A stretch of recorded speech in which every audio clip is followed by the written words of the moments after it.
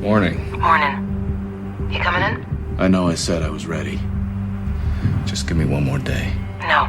I already gave you one more day. And another and another. It's time, John. John? I just got a report of a coordinated armed robbery in South Calvin. Looks like it was in Syndicate. In Syndicate?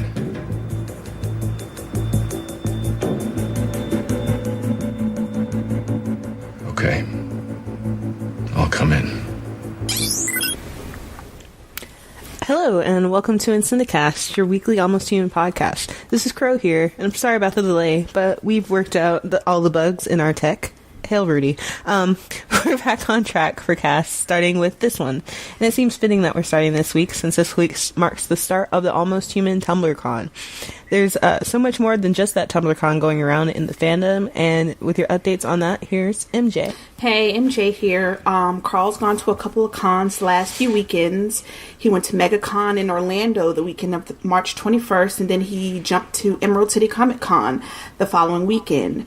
While at MegaCon, although he said he was a bit unsure about renewal, he seemed positive about the show.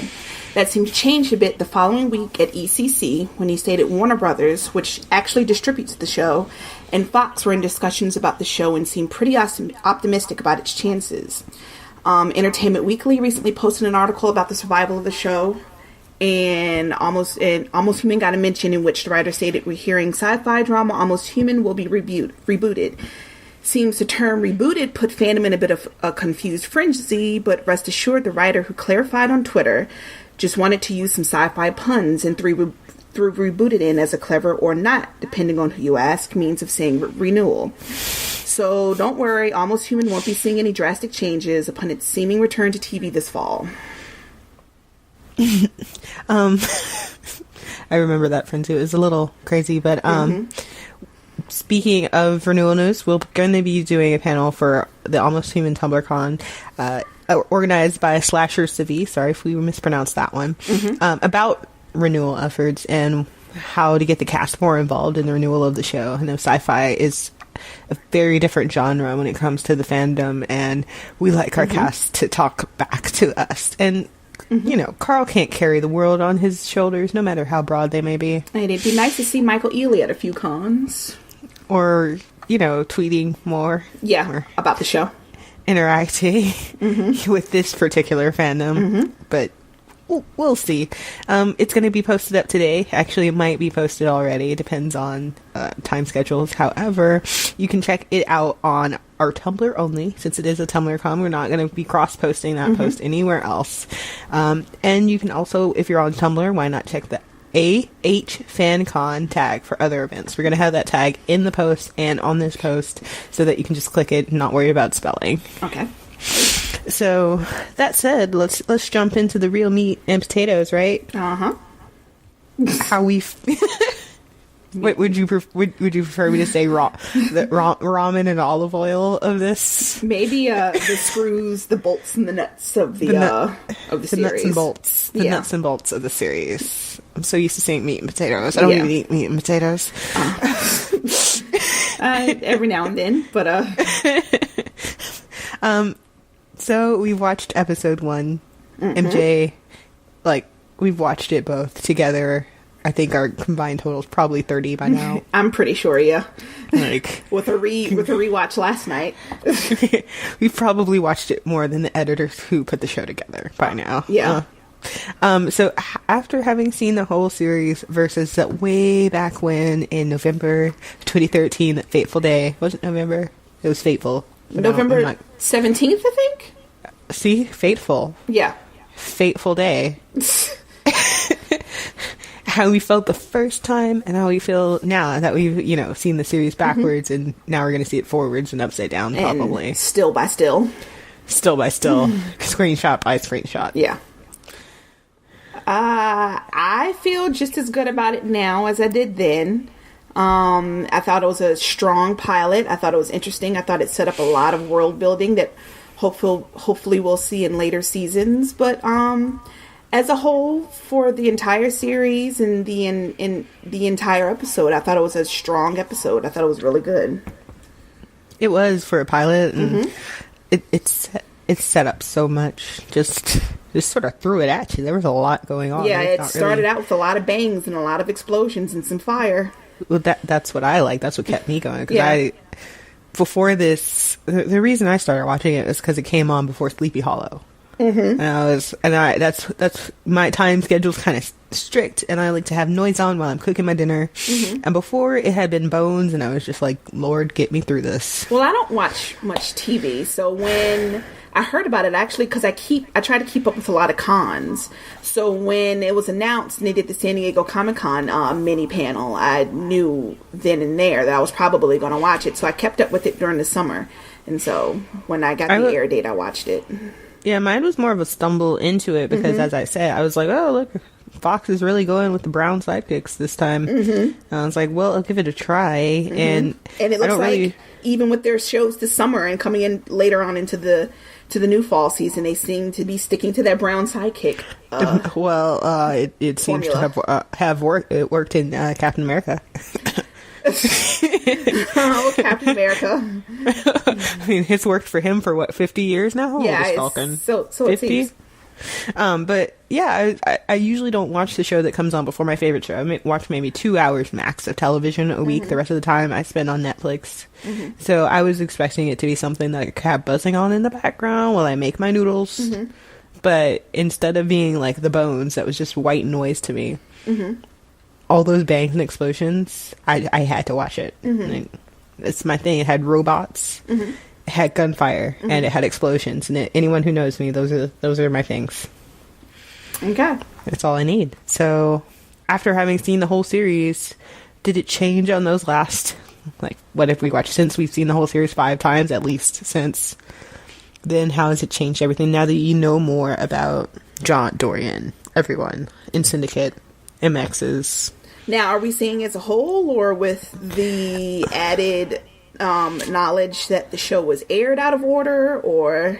Either way, I mean, it's kind of like, you know, that feeling you get when you rewatch a movie or reread a book. You know how it ends, but it's still just as good. I do tend to pick up, little things, Dorian's tone of voice, and little things. John's looks at Dorian, the way he looks at other, cast members, I guess, during the show, and then the whole out of order thing. I mean, I personally don't think it was that big of a deal.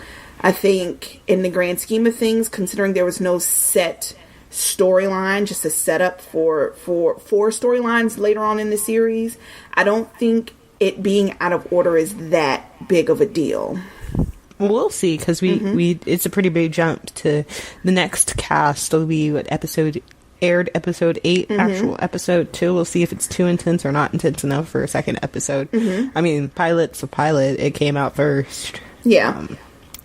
Which didn't give us much anyway. So, I mean, going into episode 2 and knowing what I know now, and as I've seen the entire series as it was aired, and then going into seeing it how I guess they intended, because we don't even know. Maybe they really didn't intend. I mean, I think lots of movies and TV shows do film certain scenes and certain situations out of order. So maybe it was meant to be out of order and we just don't know. I don't know.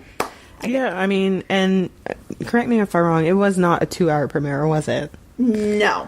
Okay. No, it wasn't a 2-hour premiere. It just they considered it just a 2-day premiere. So they aired the pilot after the game Sunday, and then they showed episode 2, put that in quotes, episode 2 Monday night. Skin. Yeah, which is its original air night. Okay, because I remember seeing them almost back to back, and that's what made it, those two, they're so connected in my mind. Well, so it's a little weird watching air episode 8. Well, considering Fox didn't put a lot into promotion, I honestly didn't know it aired Sunday night. I completely forgot because, not a lot of promo, but I did watch Sunday night. So I actually watched episode 2 first. And then I liked episode 2, so I said, let me go watch episode 1, and I thought the pilot was really good. So I'm actually kind of sad I didn't get to see that as it aired. Yeah, my roommate had on the television for the game, and then when it aired after, I was like, yeah, just leave it on. I'm cooking. Yeah. And then, so I happened to see them in order, but that pilot grabs me by the neck. So, with that out of the way, let's get my feels out of the way. Your the tech episode. feels? Let's just get them out of the way early. This is the only... No, not the only time, because you said you did find number 4 in another episode. Yeah, I saw some gifs online, and I noticed in the background that episode that for that episode you could see Never Seen Again, except for this episode MX number 4. Yes, but this is, as far as I was concerned, this is the only episode that we get to see all 4 MXs. Now, Yeah. I consider it a win if we get to see all 3 MXs. Now, it'll be interesting to see if that particular gift that I saw for that particular episode wasn't intended for an earlier episode, because maybe nearing the end of the season, they just phased that one out.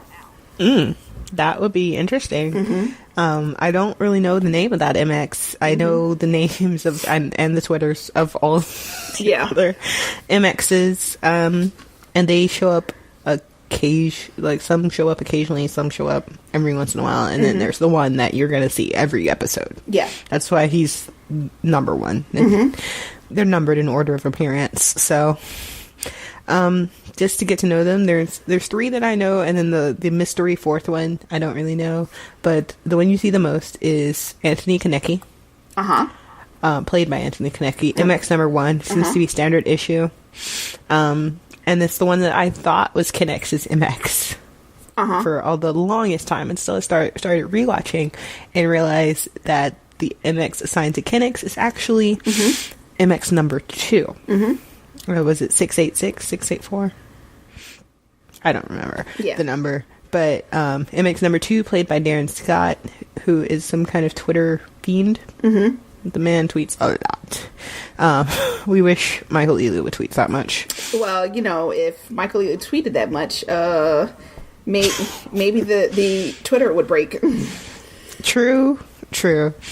And then after that is, as everywhere refers to him, the black one. Yeah. That's...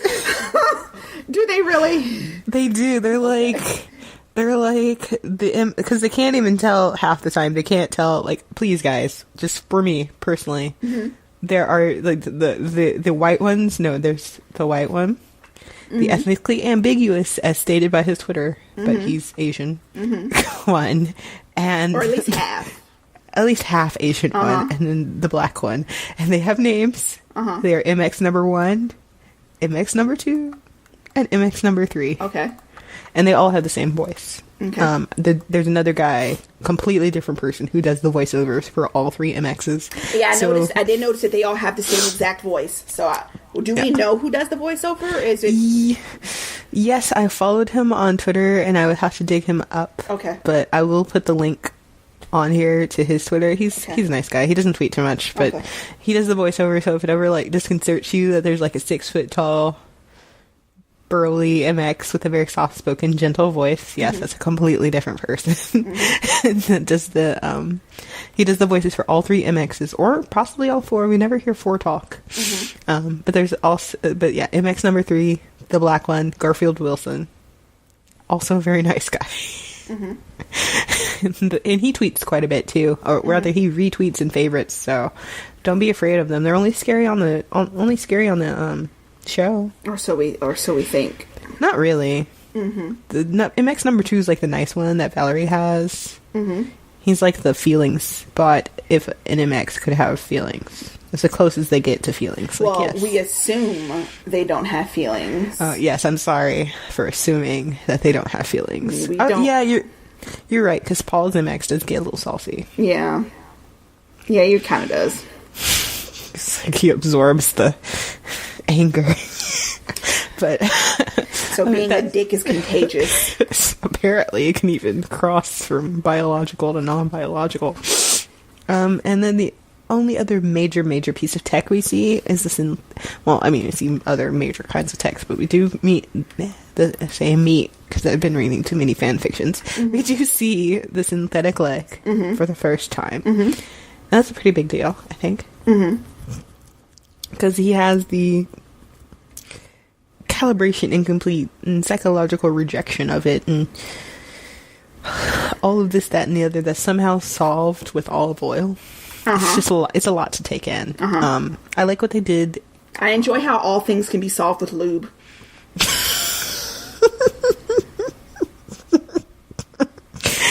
True. Remember that, kids. Yes. Your greatest problems can be solved with a little bit of lube. It's just a little bit of lube. Just a little bit. Not a lot. It has to be the right kind of lube. Yeah. So, that's your greatest bit of advice straight from the horse's mouth. I think that was a jab, but I'm gonna let that one pass. Anyway. It is a figure of speech. Oh, is it? Yes, at least in Texas. Oh, okay. God, so prickly. Anyhow, I like what they did with the editing on the synthetic leg. Mm-hmm. And I always wonder if he can feel with it. I guess not. I guess. Like, Well, it seems like it's connected, I guess, computer-wise, chip-wise, whatever, to his nervous system. So I'm assuming he can. He might. Well, he does stab it that one time. Well, Just that's like, true. "Rah!" That's true. So maybe I'm he thinking, can. yeah, the nervous system helps him articulate it because it does have toes. Mm-hmm. He has toes on his synthetic leg. Maybe it doesn't have pain receptors, but it does feel. Oh, that might be. That's good. That might be it. Because I think that's the same. Because I've always questioned if Dorian can feel things like the way does he process pain and good touch. I guess the way humans do. So I mean, it wouldn't make sense for something that couldn't feel at all to give a hug. Mm-hmm. Like, why are you hugging this woman? Why are you strangling her? Because apparently his pressure sensors were off that day. But yeah, I mean, we can get more into that, yeah, in a later cast. But those are the two major influences of tech, other than the usual stuff that you see in futuristic sci-fi, the see-through paper, tablets everywhere, hollow screens, all that pish posh. That's not worth mentioning. So this is the tech we do meet, and then it just threw exposition at us at a rapid fire pace, like just drowning in it. We meet Pelham, right? Well, we don't meet him. We see him die. Yeah, I mean, he was still alive when we saw him, but yeah. Yeah, I mean, we never really do see him interacting with John, like in any of his flashbacks.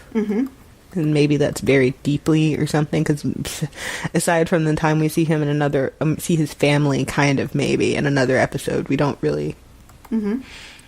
I feel like I don't know Pelham, and if he was such a big deal to John, we should probably know more about him.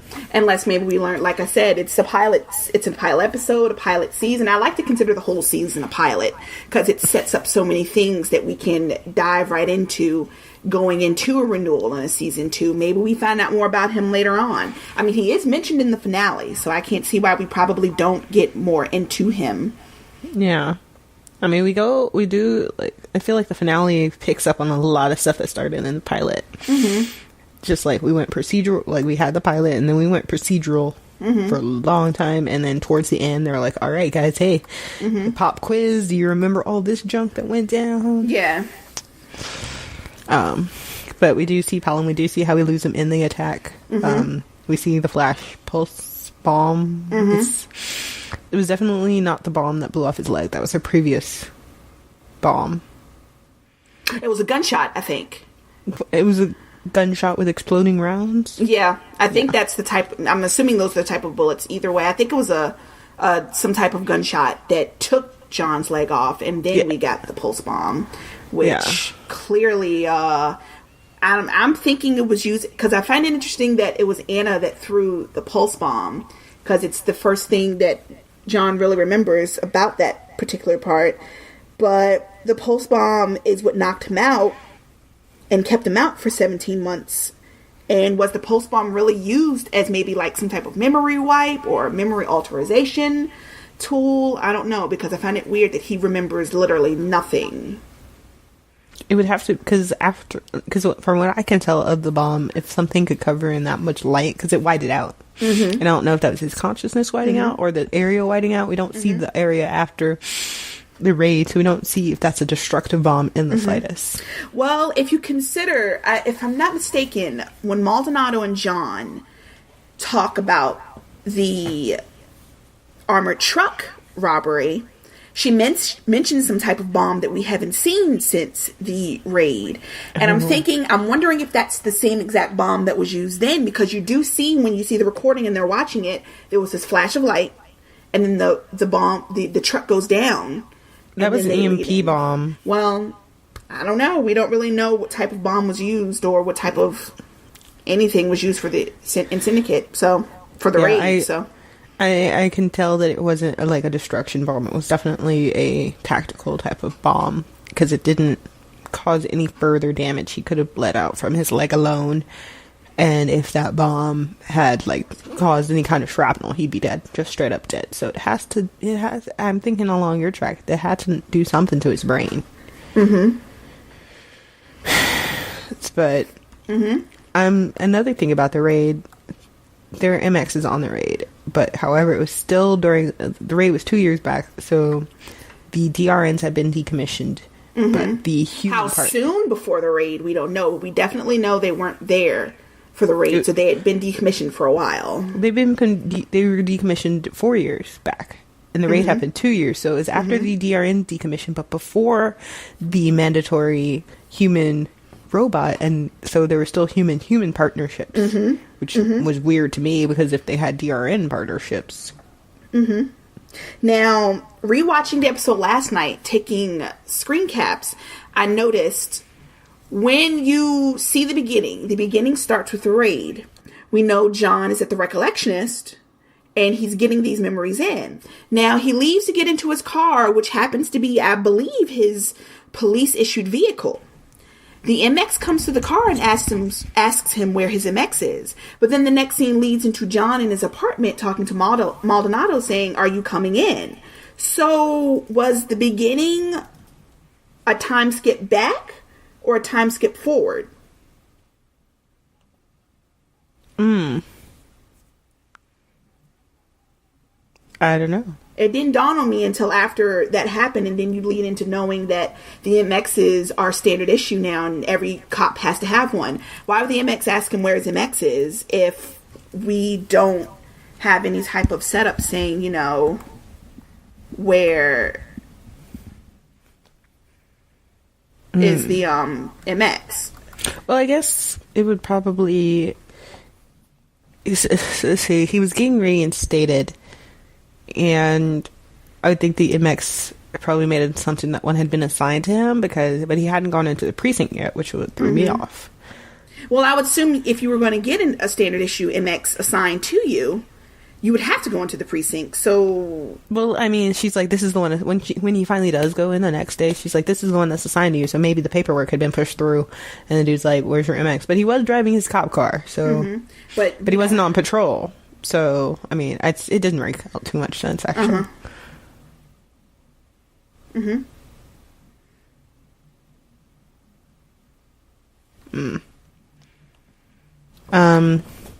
Well, I really don't know, but how would the raid have gone differently if it had been MXs?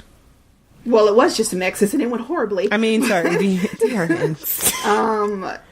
With the DR, I mean, I think, you know, the MX said that Pelham was beyond, I guess, repair, if you want to use puns, which I don't know if that's a safe thing to do here. But he was beyond saving. But with the DRN, I do think he would have been more apt to help John get Pelham out, so he can at least, you know, pass outside of the raid or get some type of help.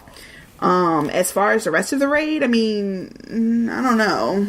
Probably would have, the MX just kept pushing forward, and the DRN, I think, would have been okay, he just needs to get the thing out. It would save his psychological damage, and possibly more physical damage. Or DRN probably would have been more apt to say, "Hey, John, this isn't working. We need to retreat." Yeah. Because they're not as logic-based. MX is going to keep going until you tell him to stop. But DRN is going to come to his own conclusions and say, "Hey, somebody fucked up." And I think we need to take 6 steps back. Yeah. The MX was like, "Oh, okay, you're not going to listen to me? Later, I'm going to go up forward to people who will listen to me and get blown to bits." So. Yeah, that's true. How long do we think Maldonado has been captain? I have no idea. Well, we do know John's at least known her a while because they Yeah. seem very comfortable with each other. And he's not surprised that she's captain coming out of the coma, so it has to be before he went in. We don't ever get who's on the other line during the raid, so we don't know if she was captain during the raid, if it was like her first rodeo, or she's been doing it for a year or two or something. We have no idea. Yeah. And she never makes mention of it. She's not old. So, No, she's not. Usually in these type of things, you get the police chief, police captain, who's like, I'm 2 days from retirement, but I'm going to go on this raid anyway and get shot to death. Like, It would be my last mission before retirement. And go out in a blaze of glory. blaze of glory. Could retire with Bertha. Yeah. But Now, is Bertha the gun or the car? his wife at home, Oh, oops. who just wants him don't you watch buddy cop dramas? The police chief always dies, and like he has his retirement plan with like Bertha or Margaret or whatever, and Boca. I watched The Shield. That's about it. And a lot of stuff happened in The Shield.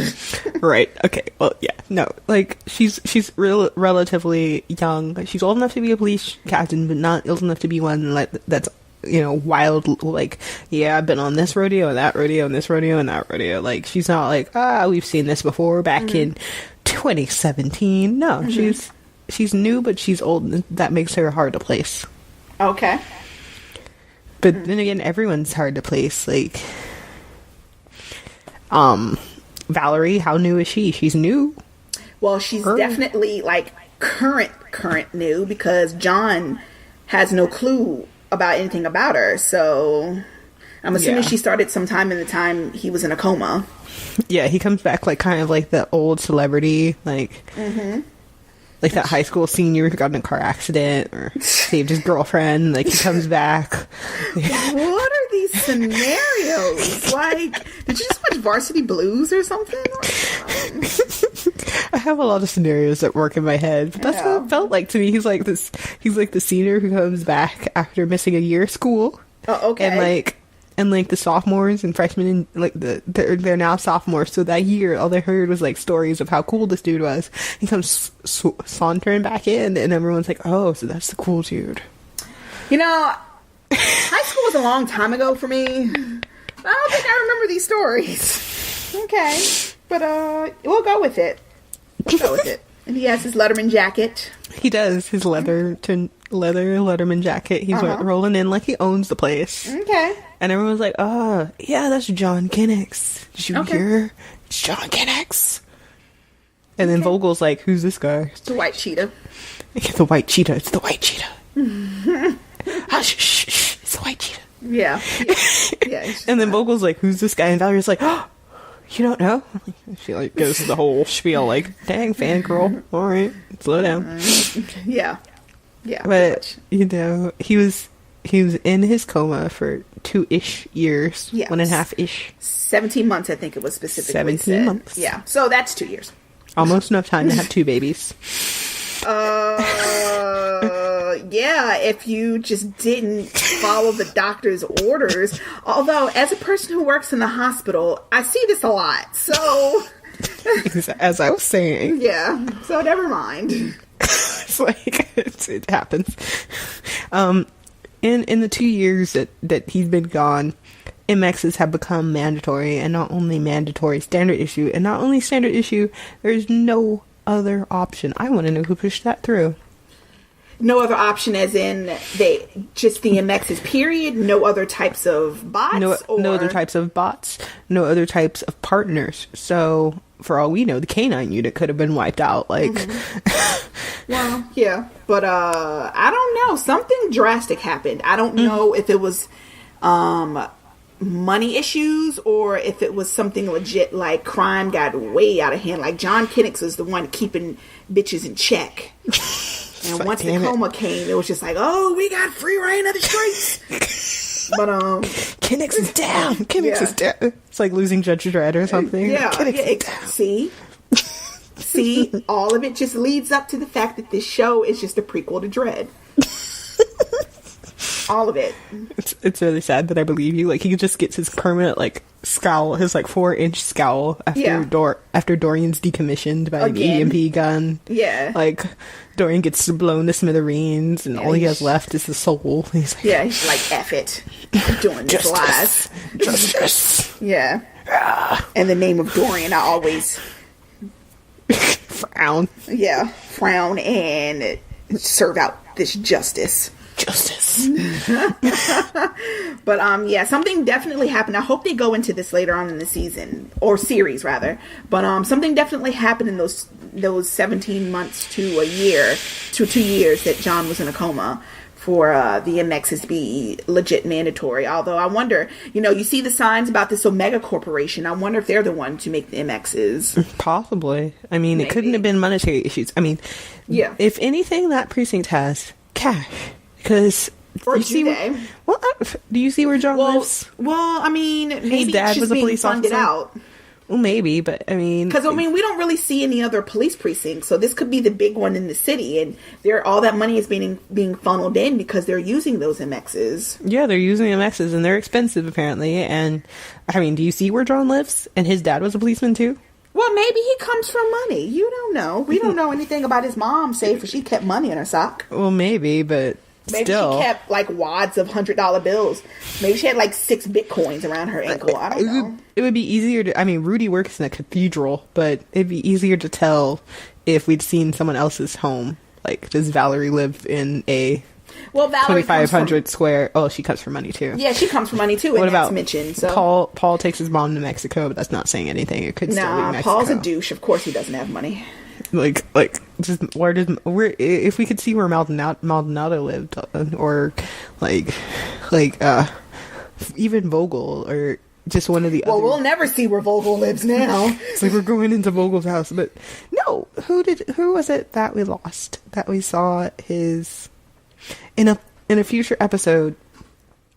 The guy who graduated at the same time as John got We don't killed. see his house. We see his cabin. Yeah, but he has a cabin, and he apparently lives in. That's not cheap to keep. I mean, so I mean, I'm he trying to see. inherited. I thought he got it from his father. Oh yeah, he inherited. We'll Like, there's discuss that when we later. get to that. I just want to know how much episode. money he's getting paid. Like, if I should. Plus, he didn't work for the same precinct, so he worked for a different I mean, precinct. John has a penthouse with a skylight. Listen, his dad was a cop. We don't know much about John. I wouldn't be surprised if John came from money. Okay. I wouldn't be surprised if he inherited a good chunk of money when his father passed. And then he just put that into, I mean, he doesn't have any kids. He's not married.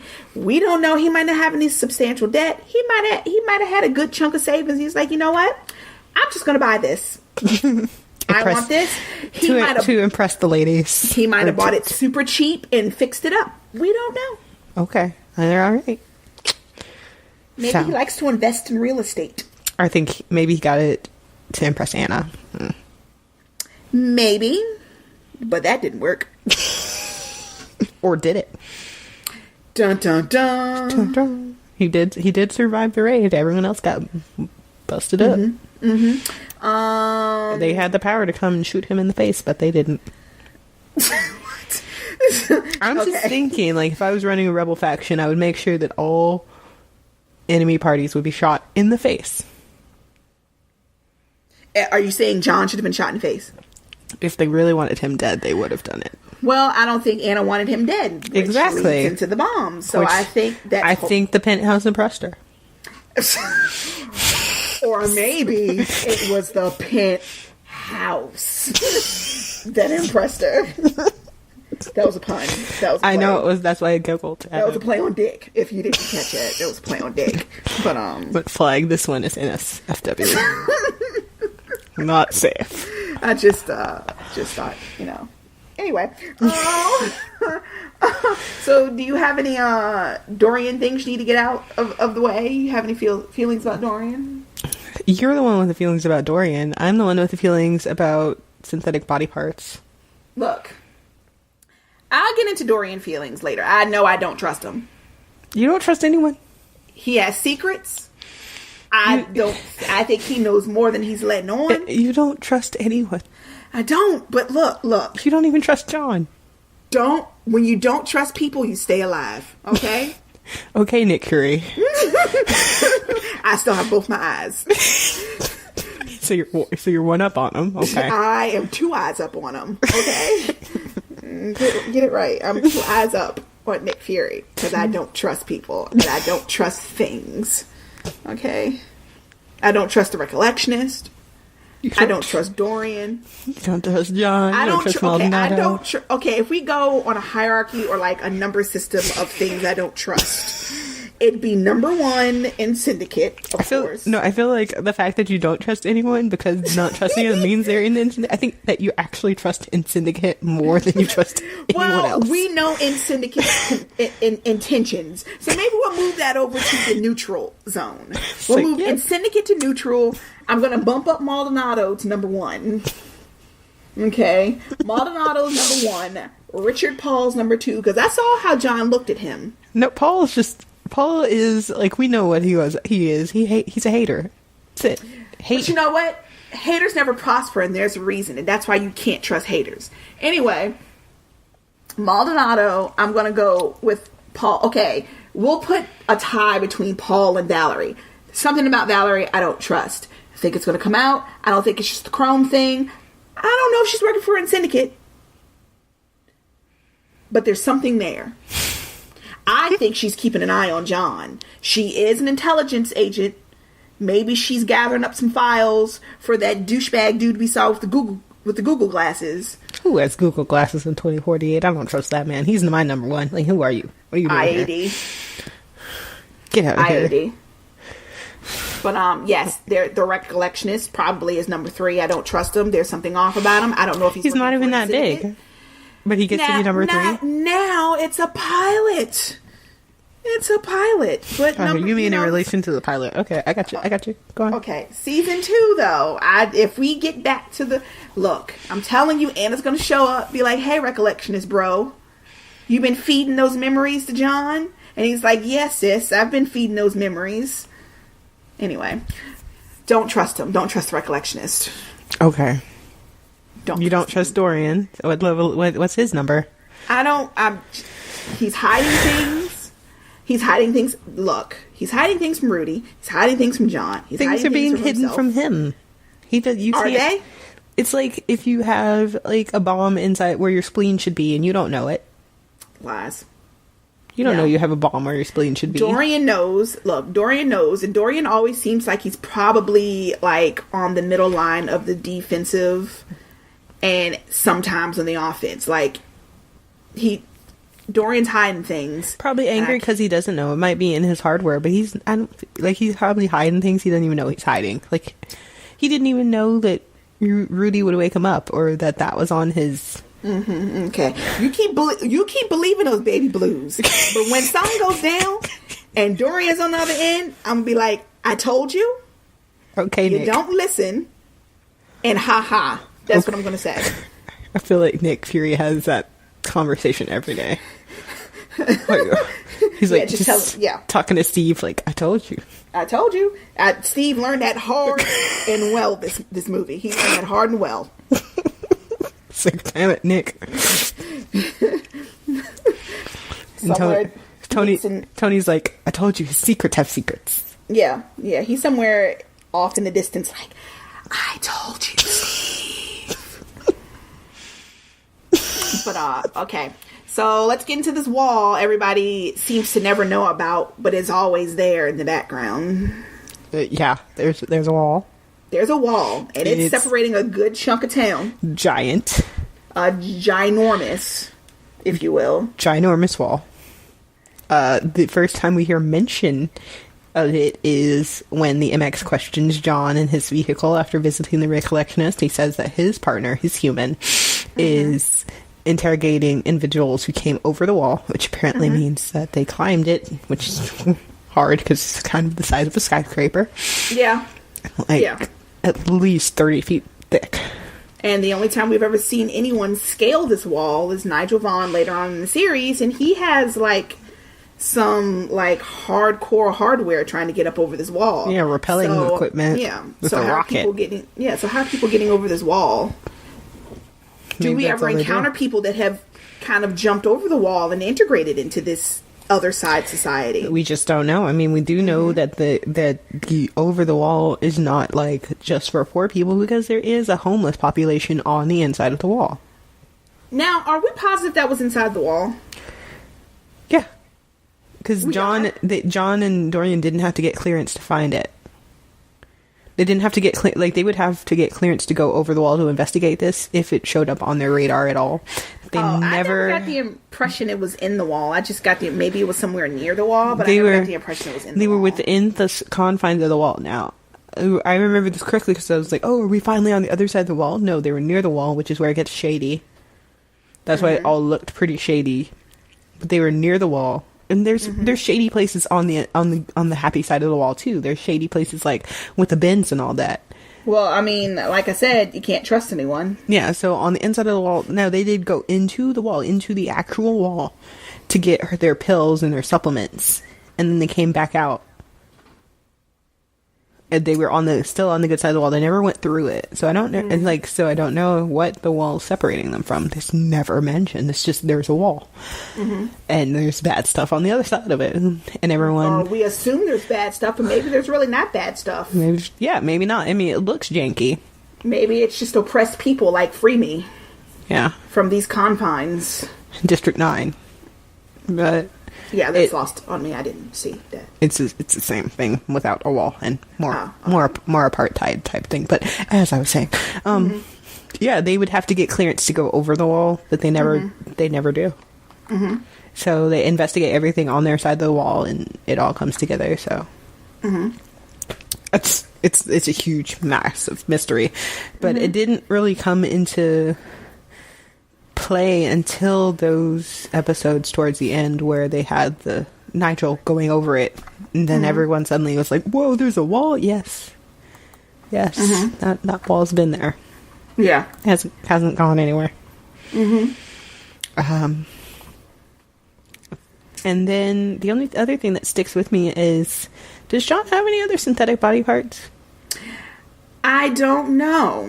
I find it interesting that when they do this entire bit about the depression, mental atrophy, blah, blah, blah, and they mention that he has the psychological rejection of his synthetic body parts, they say body parts, plural, and not just specifically the leg.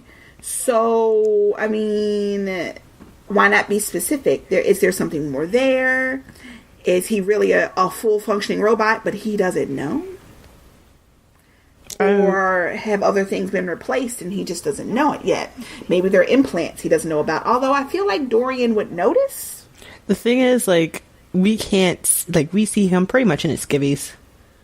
The first time we see his leg, and all of his limbs are exposed. So if he has any other synthetic body parts that aren't on his skin so that he didn't know about them, they would have to be something vital. They wouldn't go through the trouble of, like, replacing his spleen or something like that. You can live without that.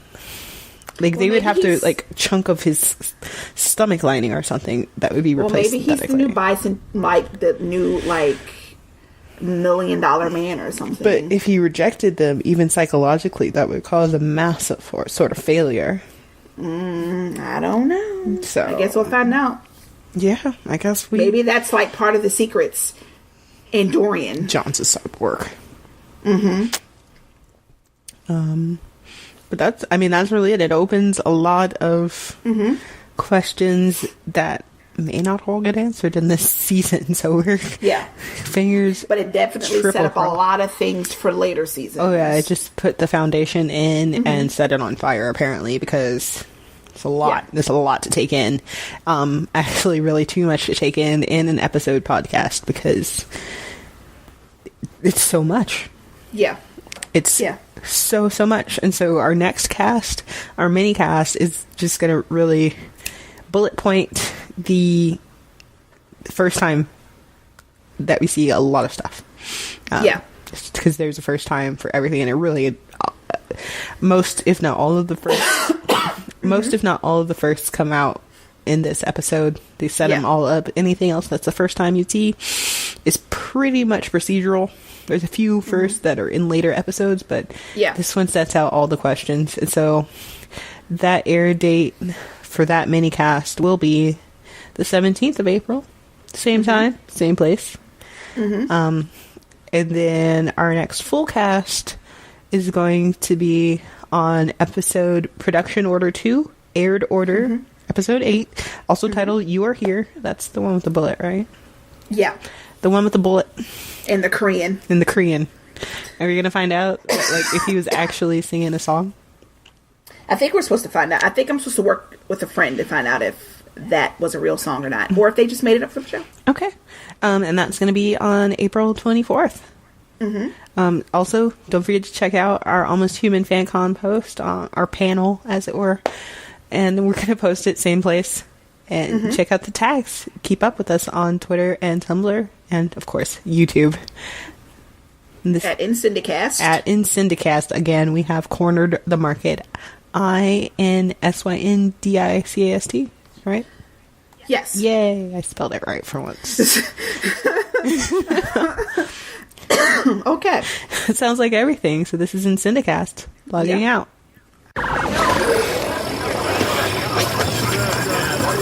Please remain still. Thank you for your cooperation. And remember, hugs not